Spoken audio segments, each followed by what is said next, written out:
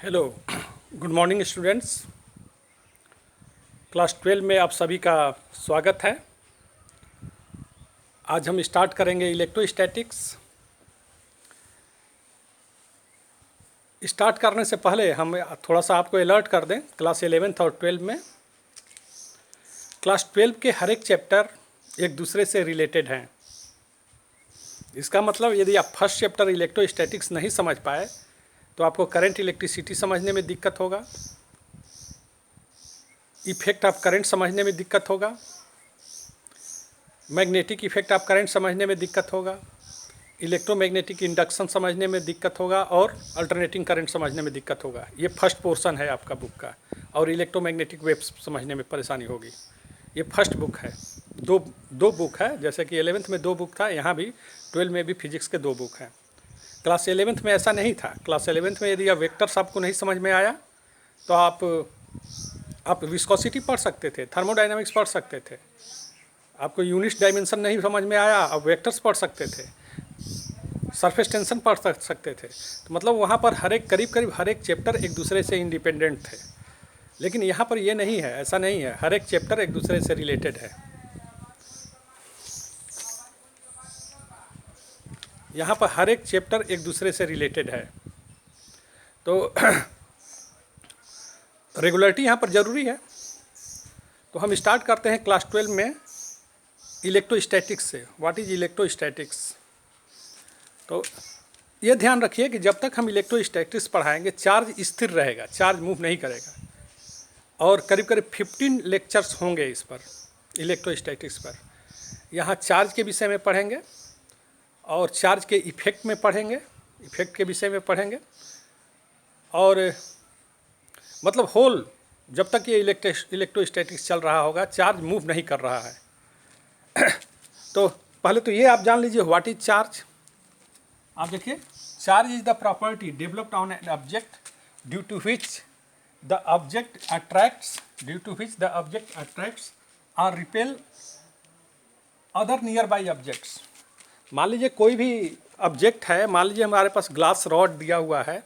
Glass rod को यदि किसी ऑब्जेक्ट के पास ऐसे रख दें तो उसमें वो किसी को ऑब्जेक्ट को अट्रैक्ट रिपेल नहीं करेगा। लेकिन उस पर उसको सपोज किसी मेथड से, मान लीजिए उसको हम रब कर दिए, रगड़ दिए, तो उसको रगड़ने के बाद उस पर एक प्रॉपर्टी डेवलप्ड होती है। और उस प्रॉपर्टी के वजह से वह दूसरे ऑब्जेक्ट जो कि उसके नियर बाई रखे हुए होते हैं उसको अट्रैक्ट करने लगता है या रिपेल करने लगता है। यदि वैसा ही चार्ज, वैसी ही प्रॉपर्टी दूसरे ऑब्जेक्ट की है तो उसको रिपेल करेगा। यदि अपोजिट प्रॉपर्टी वाला ऑब्जेक्ट है नियर बाई में तो उसको अट्रैक्ट करेगा। तो पहले कुछ भी नहीं था। मान लीजिए ऑब्जेक्ट है, ऑब्जेक्ट पर न अट्रैक्ट कर रहा था न ही रिपेल कर रहा था। लेकिन इसको रब कर देने से, किसी सूटेबल ऑब्जेक्ट से रब कर देने से उस पर एक प्रॉपर्टी डेवलप्ड हो गई। और इस प्रॉपर्टी के वजह से ये दूसरे ऑब्जेक्ट को अट्रैक्ट करने लगा, रिपेल करने लगा। तो ये जो ऑब्जेक्ट के ऊपर ये प्रॉपर्टी डेवलप्ड हुई, that property is known as charge. तो वही हम लिखवाए हुए हैं यहाँ पर। What? Charge is the property developed on an object due to which the object it attracts और repels other nearby objects. Nature of charge 2 तरह का होता है, पॉजिटिव होता है, निगेटिव होता है। प्रॉपर्टीज यहाँ पर देख लीजिए, चार्ज की प्रॉपर्टीज क्या है। अब like charges repel, unlike charges attract. मतलब पॉजिटिव रिपेल करेगा, निगेटिव रिपेल करेगा, बट पॉजिटिव और निगेटिव एक दूसरे को अट्रैक्ट करेंगे। Charge is scalar quantity. Charge का कोई डायरेक्शन नहीं होता है। Charge is additive in nature. Additive कहने का मतलब यदि 2 कूलाम का चार्ज है और उस पर 4 कूलाम का चार्ज और रख दें तो टोटल कूलाम 6 कूलाम हो गया। तो इसी को हम क्या बोलेंगे? Charge is additive in nature. और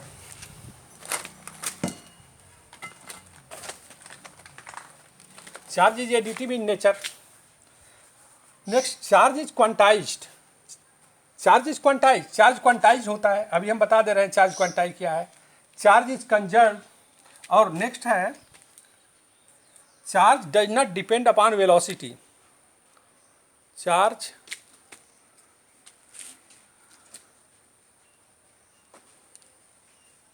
हेलो,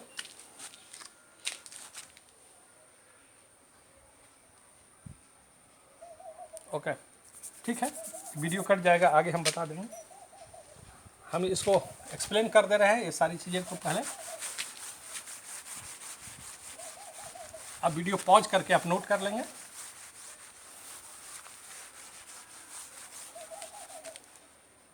हमने बताया चार्ज, देखो बच्चों, चार्ज इज क्वांटाइज का क्या मतलब हुआ।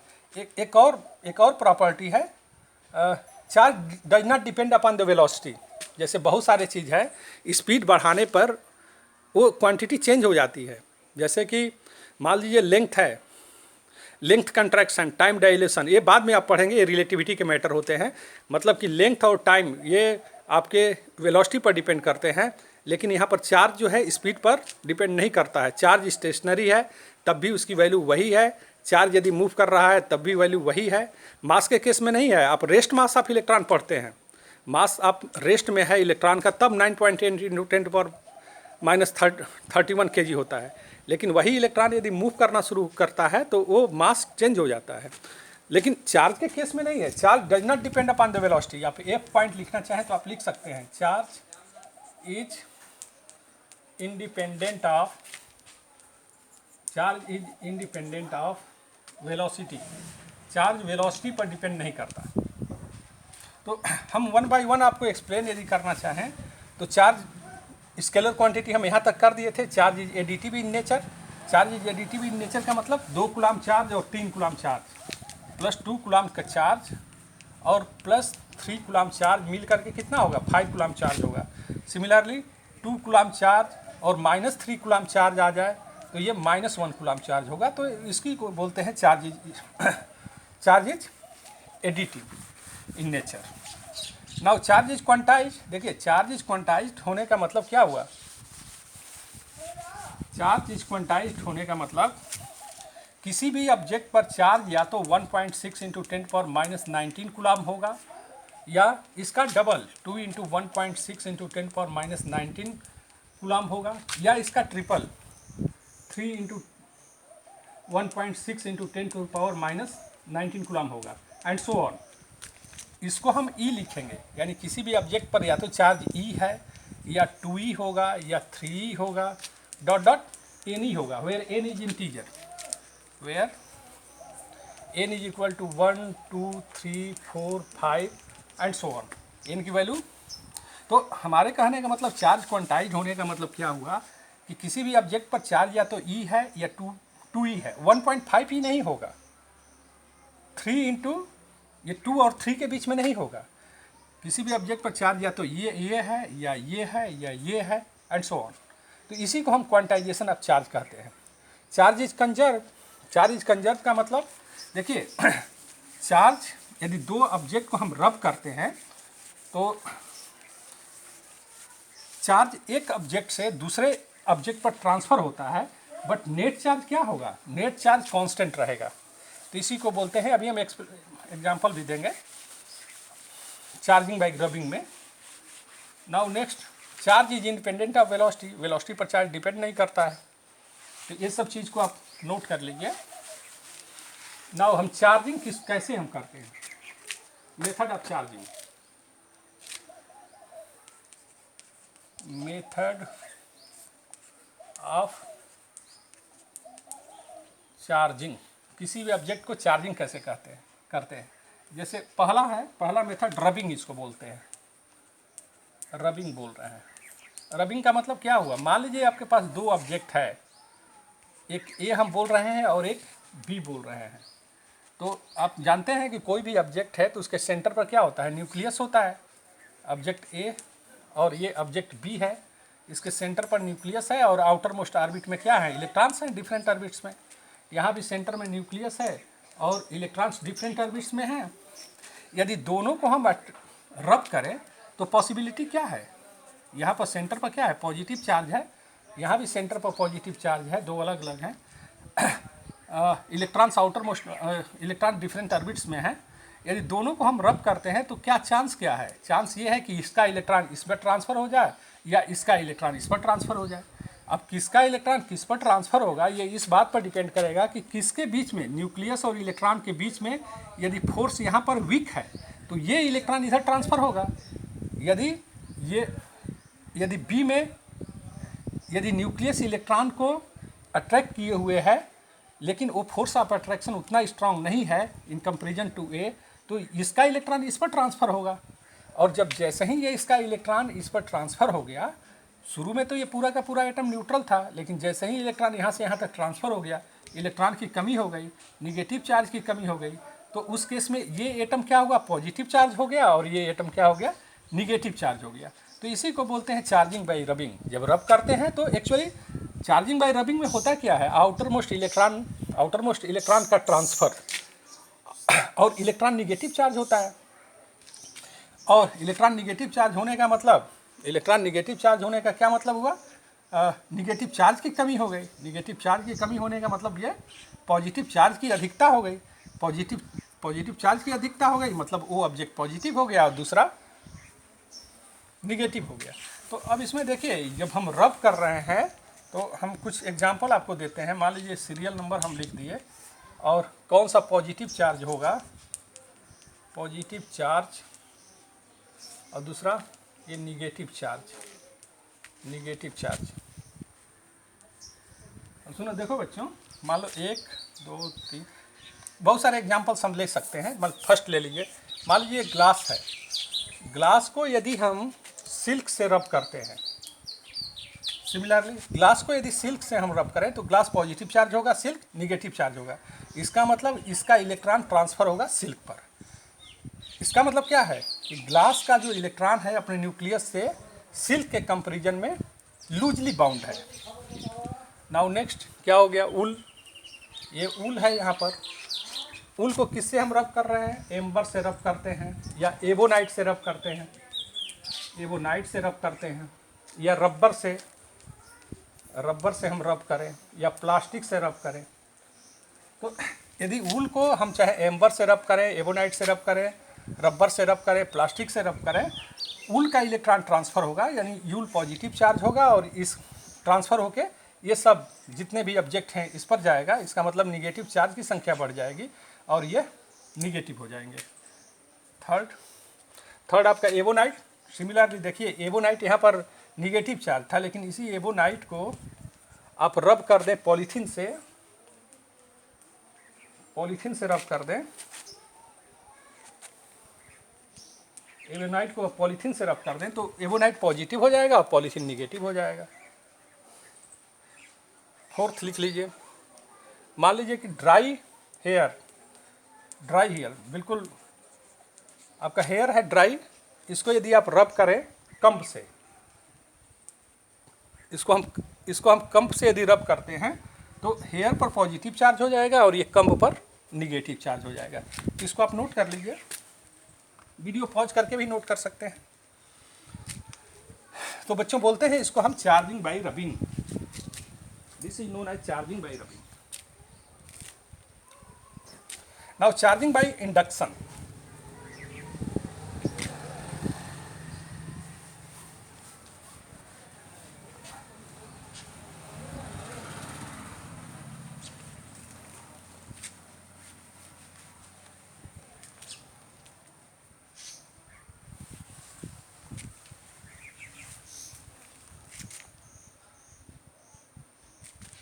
सेकेंड क्या हुआ, चार्जिंग बाई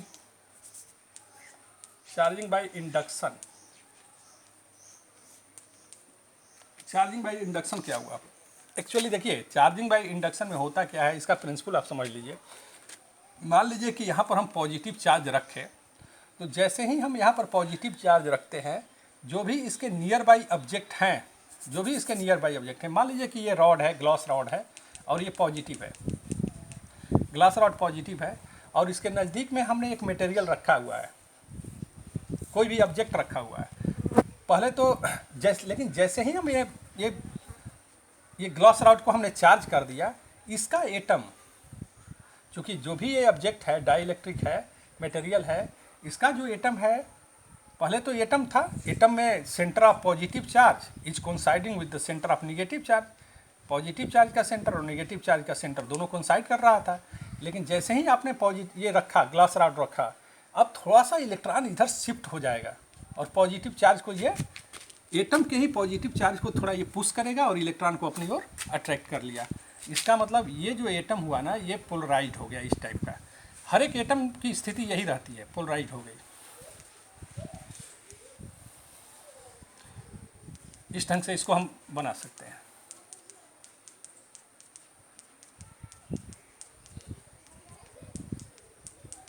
ये पोलराइज हो गया, ये निगेटिव पॉजिटिव। तो आप यहाँ पर क्या देख रहे हैं कि ये पॉजिटिव चार्ज रखने से ही, ये पॉजिटिव चार्ज के रखने से ही इसका एक सरफेस, इस मटेरियल का एक सरफेस निगेटिव हो गया और दूसरा सरफेस क्या हुआ, पॉजिटिव हो गया। एक सरफेस, ये प्रिंसिपल है। हम चार्जिंग बाय इंडक्शन यदि पढ़ाना चाह रहे हैं तो चार्जिंग बाय इंडक्शन पढ़ाने के लिए ये चीज़ जानना जरूरी है। अब मान लीजिए शुरू में ही दो स्फीयर है, एक स्फीयर ए है और एक स्फीयर बी है और दोनों अनचार्ज्ड हैं, दोनों अनचार्ज्ड हैं। अब क्या किए हम बच्चों, दोनों को हम सटा दिए, दोनों को हम एक दूसरे के पास रख दिए, कांटेक्ट में रख दिए। अभी भी ये अनचार्ज्ड है, ये ए हुआ और ये बी हुआ, अनचार्ज्ड है, अभी भी ये अनचार्ज्ड है। अब हम क्या करते हैं, यदि हम ये जो सिस्टम आप देख रहे हैं, ये सिस्टम देख रहे हैं सेकेंड वाला, यदि इसके नज़दीक में है कोई पॉजिटिव चार्ज रख दे, कोई पॉजिटिव चार्ज रख दे यहाँ पर, तो हमने बताया ना कि इसमें जो एटम्स होंगे इसका इलेक्ट्रॉन नज़दीक हो जाएगा पॉजिटिव चार्ज के और इसका पॉजिटिव चार्ज बिल्कुल दूर चला जाएगा। अभी हमने एग्जांपल लेकर के यहाँ पर बताया था कि इलेक्ट्रॉन पॉजिटिव चार्ज की ओर आ गए और पॉजिटिव चार्ज उस सिस्टम से दूर चले गए। तो अब अभी भी न्यूट्रल है, अभी भी अनचार्ज्ड है, लेकिन अब इसको क्या किए, पॉजिटिव चार्ज को रहने दीजिए, ये स्थिति उत्पन्न हो गई। अब क्या किए, यदि फिर हम इन दोनों को सेपरेट कर दिए तो ये पूरा का पूरा निगेटिव चार्ज यूनिफॉर्मली डिस्ट्रीब्यूटेड हो गया ए पर, ये ए था और ये बी था, और पूरा पॉजिटिव चार्ज इस पर यूनिफॉर्मली डिस्ट्रीब्यूटेड हो गया। पूरा निगेटिव चार्ज यहाँ पर डिस्ट्रीब्यूटेड हो गया, पूरा पॉजिटिव चार्ज यहाँ पर डिस्ट्रीब्यूटेड हो गया। तो अब आप देख सकते हैं ये निगेटिव चार्ज हो गया, ये निगेटिव चार्ज हुआ, और ये क्या हो गया, पॉजिटिव चार्ज हो गया, और ये पॉजिटिव चार्ज हो गया, ये निगेटिव चार्ज हो गया और ये पॉजिटिव चार्ज हो गया। ये आप देख सकते हैं। पहले ए और बी अनचार्ज थे, पहले ए और बी पर कोई चार्ज नहीं था, लेकिन अभी क्या हो गया भाई, ये निगेटिव चार्ज हो गया और बी क्या हो गया, पॉजिटिव चार्ज हो गया। तो ये किसके प्रेजेंस की वजह से हुआ, इस पॉजिटिव चार्ज के प्रेजेंस से ये हुआ है, इसके वजह से ये स्थिति हुई है। इसी को हम बोलते हैं चार्जिंग बाय इंडक्शन। तो नेक्स्ट एनसीईआरटी में एक एग्जाम्पल दिया हुआ है, उसको भी हम डिस्कस थोड़ा कर देते हैं, आप बना लेंगे।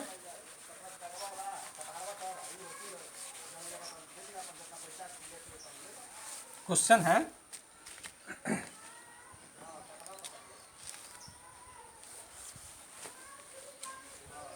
फाइंड द नंबर ऑफ या find the quantity of positive and negative charge. Question है, find the quantity of positive and negative charge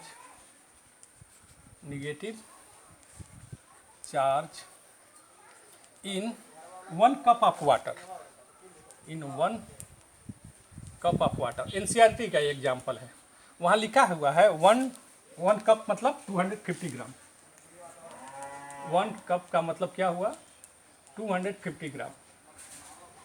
1 cup में 250 ग्राम वाटर आ रहा है। इन 1 कप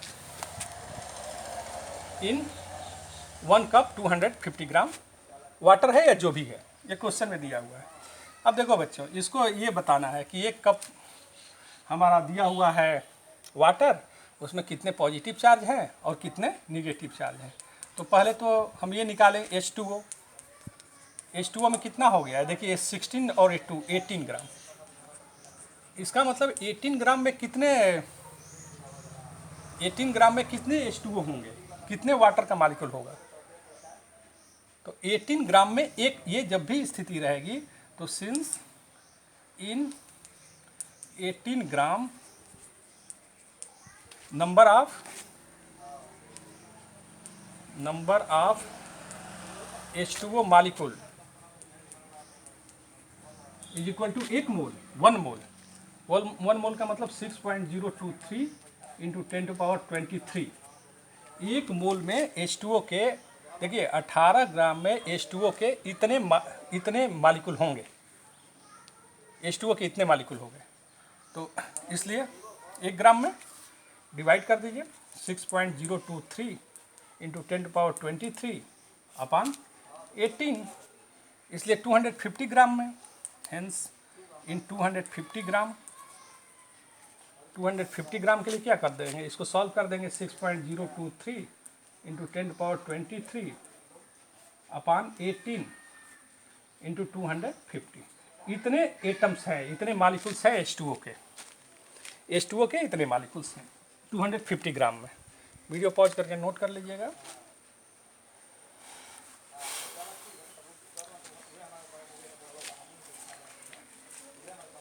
अब देखो बच्चों, हम जब H2O की बात करेंगे तो H2O में कितने प्रोटॉन्स होंगे, यदि ये हमको जानना हो न, और जितने प्रोटॉन्स होंगे उतने ही इलेक्ट्रॉन्स होंगे, क्योंकि ऑन द होल H2O तो क्या है, on the whole H2O neutral है। तो आप यहाँ पर देखिए, जब H2O की हम बात करते हैं तो इसका एटॉमिक नंबर है 16। इसका मतलब एक एटम में, एक मॉलिक्यूल में 16 प्रोटॉन है और यहाँ पर 2 प्रोटॉन है। यहाँ पर क्या है, 16 प्रोटॉन है और यहाँ पर 2 प्रोटॉन है। इट मीन्स 18 प्रोटॉन्स है, एक मॉलिक्यूल में 18 प्रोटॉन्स है। तो नंबर ऑफ प्रोटॉन्स जितने नंबर ऑफ प्रोटॉन्स होंगे उतने ही number of is equal to number of electrons. जितने नंबर ऑफ प्रोटॉन्स होंगे उतने ही नंबर ऑफ इलेक्ट्रॉन्स होंगे। अब सुनिए, देखिए टोटल कितने H2O मॉलिक्यूल है, ये इतने H2O मॉलिक्यूल्स हैं 6.023 इंटू 10⁻23 अपान 18 इंटू 250। तो इतने H2O के मॉलिक्यूल्स हैं 250 ग्राम में। 250 ग्राम में इतने H2O के मॉलिक्यूल्स हैं। और एक मॉलिक्यूल में कितने प्रोटॉन हैं, सॉरी एक एटम्स में कितने प्रोटॉन है ऑक्सीजन का, 8O16 हम लिखते हैं, दैट इज 8 प्रोटॉन है। और 1H1 में 1 प्रोटॉन है, तो 8 प्रोटॉन ये और H2O मतलब कि 1H1 8, 9 और 10 प्रोटॉन्स होंगे। तो एक मॉलिक्यूल में कितने प्रोटॉन हो गए, 8, 9, 10, तो 10 से मल्टीप्लाई कर देंगे और जितने प्रोटॉन्स होंगे उतने ही इलेक्ट्रॉन्स होंगे। Hence positive charge, hence total positive charge, इतने प्रोटॉन्स हो गए या इतने इलेक्ट्रॉन्स हो गए। तो एक प्रोटॉन का चार्ज क्या है, 1.6 इंटू 10⁻90। हेंस पॉजिटिव चार्ज, इसको मिटा दे रहे हैं।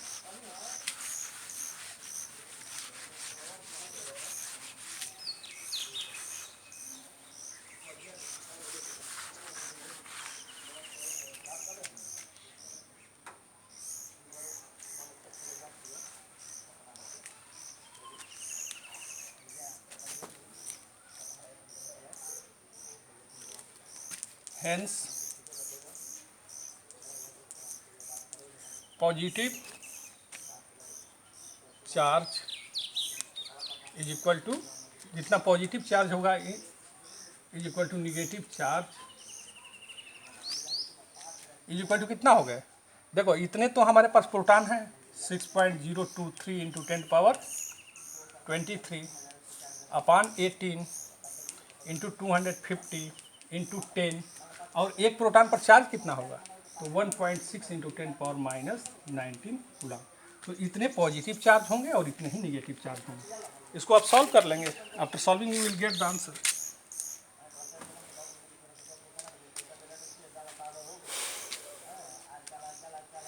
Okay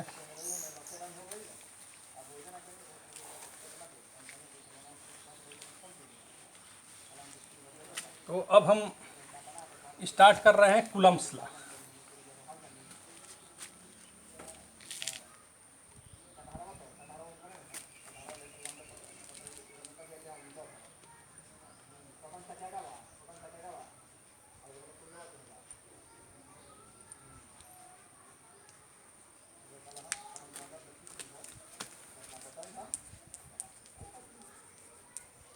Coulomb's law, Coulomb's law क्या है बच्चों, अब पहले समझ लीजिए कूलम्स लॉ क्या है। मान लीजिए कि कोई भी दो चार्ज है और दो चार्ज को Q1 और Q2 है और उसके बीच का डिस्टेंस R है, तो अकॉर्डिंग टू कूलम्स लॉ आप लिखिए Coulomb's law, the force of attraction और repulsion, the force of attraction, the force of attraction or repulsion, the force of attraction or repulsion between two point charges separated by a finite distance is directly proportional to the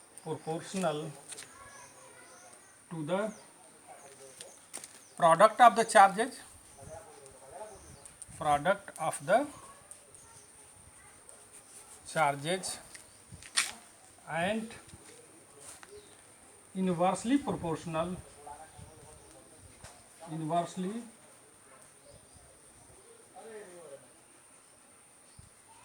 inversely proportional to the square of the distance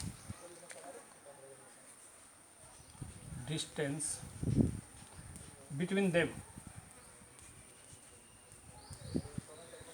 The force of attraction or repulsion between two point charges separated by a finite distance is directly proportional to the product of the charges and inversely proportional to the square of the distance between them. So this is Coulomb's law. That is, इसको mathematically हम कैसे लिख सकते हैं,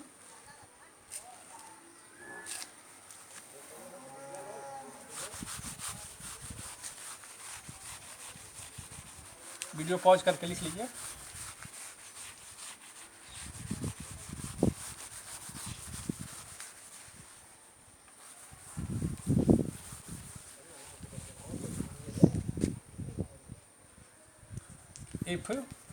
if the charges Q1 and Q2 are separated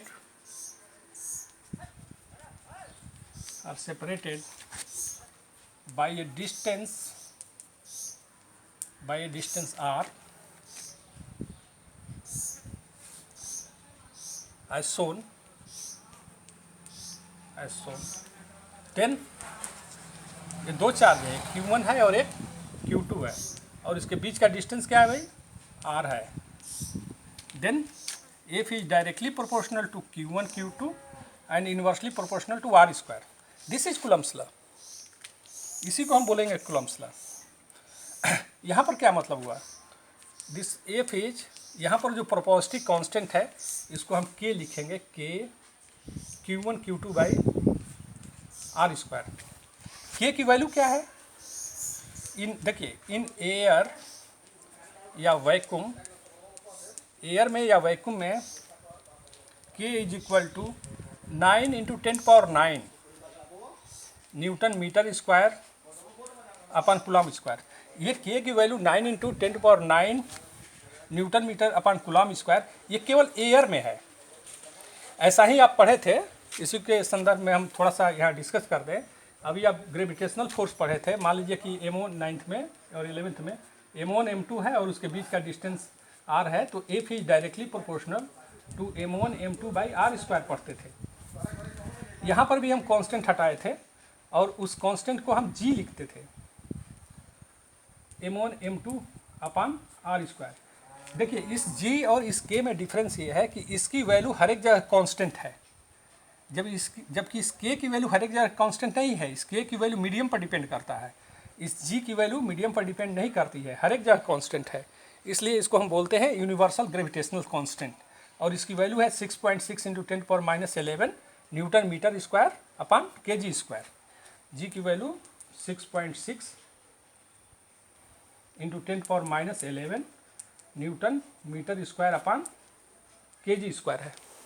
तो ये दोनों में डिफरेंस है। दोनों में डिफरेंस क्या है? देखिए दो चार्ज के बीच में जो फोर्स ऑफ अट्रैक्शन कब होगा? जब दोनों चार्ज अपोजिट होंगे। रिपल्सन कब होगा? जब दोनों चार्ज सेम होंगे। तो हम ये कह रहे थे कि जब जो फोर्स ऑफ अट्रैक्शन या रिपल्सन है वो मीडियम पर डिपेंड करेगा कि दोनों चार्ज किस मीडियम में रखे हुए हैं, जबकि यहाँ पर जो दोनों फोर्स लग रहा है वो मीडियम पर डिपेंड नहीं कर रहा है। इन एयर या वैक्यूम में ही ये वैल्यू था 9 इंटू 10⁹। देखिए अब थोड़ा सा और इसको आगे बढ़ाते हैं।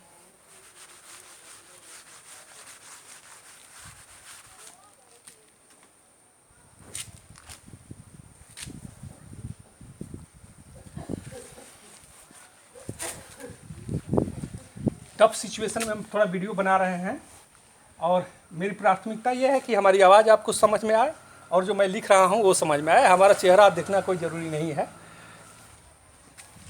तो यहाँ पर जो k की वैल्यू आ रहा है ना, इस k के जगह पर हम लिखते हैं k के जगह पर k is equal to 9 into 10⁹, और इसके जगह पर हम लिखते हैं 1/4 पाई एप्सिलॉन नॉट। ये एप्सिलॉन नॉट को हम बोलते हैं परमिटिविटी ऑफ द एयर बोलते हैं, परमिटिविटी ऑफ द एयर या vacuum, permittivity of the air या वैक्यूम बोल दी, परमिटिविटी ऑफ द एयर या वैक्यूम।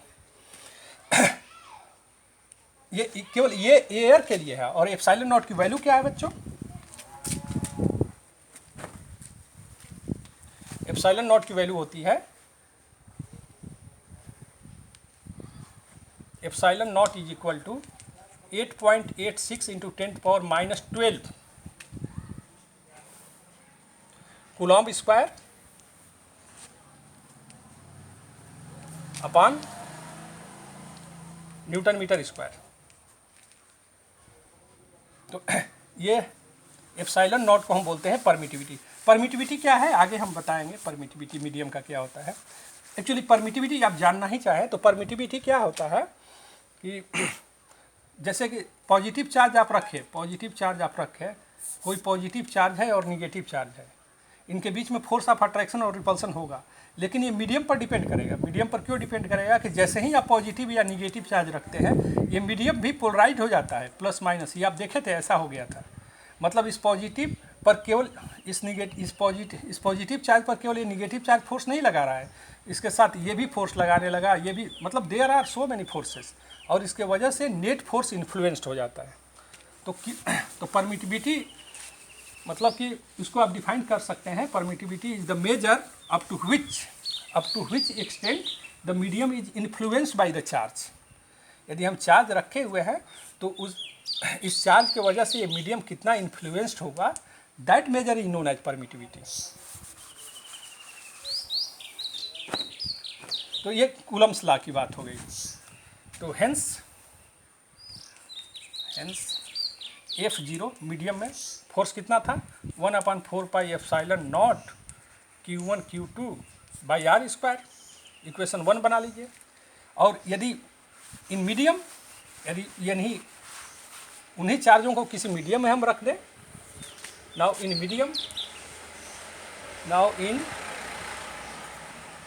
मीडियम फोर्स कितना हो गया? Fm is equal to 1/4 Q1 Q2 by R square.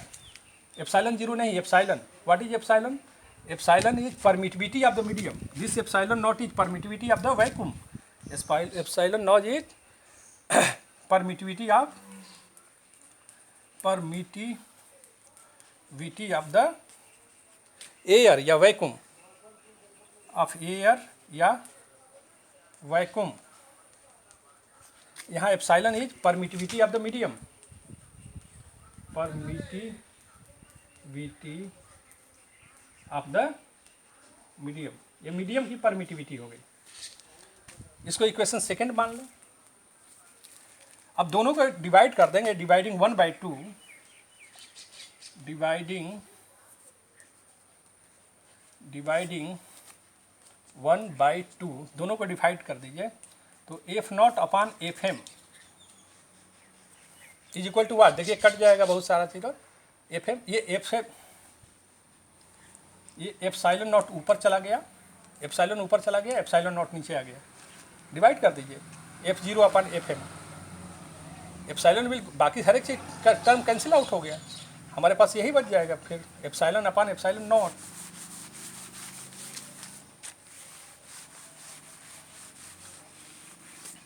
तो दिस एप्सिलॉन नॉट को हम बोलते हैं के, डाई इलेक्ट्रिक कॉन्स्टेंट. के को बोलते हैं क्या बच्चों? डाई इलेक्ट्रिक कांस्टेंट, या इसी के का नाम है आल्सो ये F0/FM या एप्सिलॉन नॉट को हम बोलते हैं relative permittivity. Relative permittivity, relative permittivity. अब यहाँ पर देखिए डाई इलेक्ट्रिक कांस्टेंट को डिफाइन करना होगा. तो डाई इलेक्ट्रिक कांस्टेंट क्या होता है? दो चार्ज हैं, उनको वैक्यूम में रख दीजिए या एयर में रख दीजिए. देखिए कितना फोर्स है. फिर दो चार्ज को, सेम टू चार्ज को मीडियम में रख दीजिए और देखिए कि कितना फोर्स है. दोनों फोर्स के बीच के रेशियो का ही नाम क्या है? डाई इलेक्ट्रिक कांस्टेंट है. और इस रेशियो के एप्सिलॉन और एप्सिलॉन नॉट को ही हम बोलते हैं एप्सिलॉन आर. तो नाउ हेंस कूलम्स लॉ को लिखना होगा. तो F is equal to FM is equal to आप लिखेंगे 1/4 एप्सिलॉन था, एप्सिलॉन को लिखेंगे एप्सिलॉन नॉट के 1/4 epsilon not K Q1 Q2 by R square. Medium में यदि दो चार्ज किसी मीडियम में रखे हुए हैं तो उस समय फोर्स होता है 1/4 epsilon not K Q1 Q2 by R square. What is K? K is dielectric constant of the medium. Medium का डाई इलेक्ट्रिक कांस्टेंट होता है. सिमिलरली हम एप्सिलॉन को ये भी लिख सकते हैं epsilon naught into epsilon R also.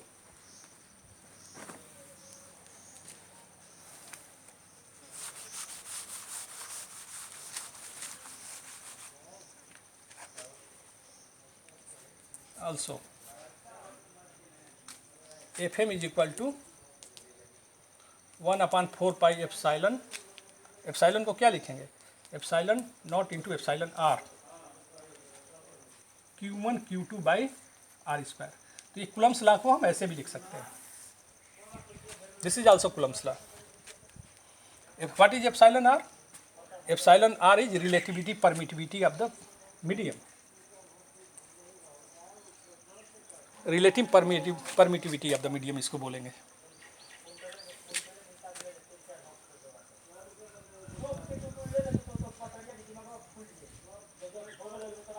Q1 Q2 by R square. तो नाउ ये रहा कूलम्स लॉ के विषय में. Now Coulomb's law in vector form.